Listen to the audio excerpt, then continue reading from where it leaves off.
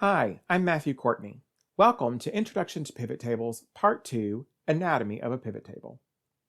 In this video, I'll explain the various components of a pivot table. On the screen, you see a pivot table representing a small set of student data. I made this pivot table in Part 1 of this video series. To the left of the screen, you can see the empty pivot table with the default headings row, columns, and values. As we build our pivot table, this display will change to show the various features we want to see. On the right-hand side of the screen, you can see the pivot table editor. This is where we will do the actual work of building our pivot table. Pivot tables have four key features: rows, columns, values, and filters.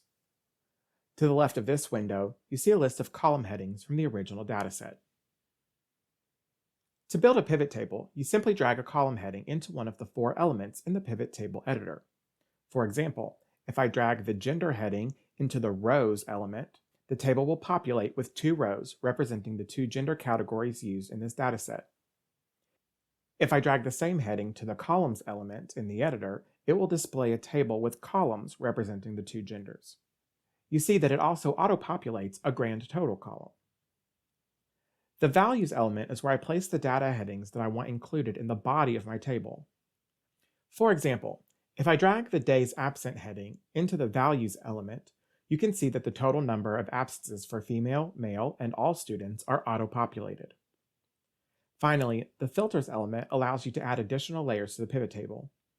When I drag the group column header down to the filters element, I can select or unselect groups to change the outputs and examine a subset of my data.